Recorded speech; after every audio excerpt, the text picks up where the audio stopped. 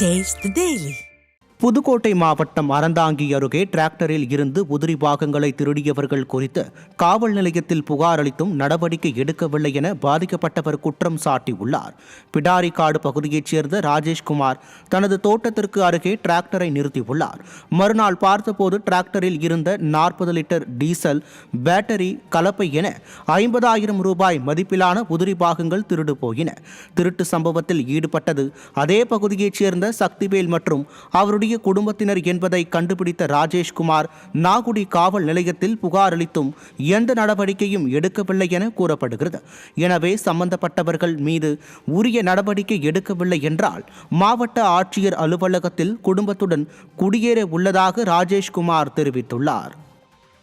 மதுரை மீனாட்சியம்மன் கோவில் சித்திரை திருவிழா கடந்த 29ஆம் தேதி கொடியேற்றத்துடன் துவங்கி நடைபெற்று வரும் நிலையில் மின்சார வயர்கள் தாழ்வாக தொங்குவது பொதுமக்களிடையே அச்சத்தை ஏற்படுத்தியுள்ளது.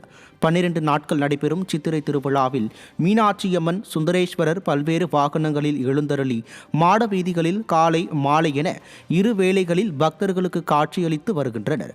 அத்துடன் இந்த ஆண்டு மீனாட்சியம்மனுக்கு புதிதாக 9 அடி உயரம் கொண்ட குடை அமைக்கப்பட்டுள்ளது.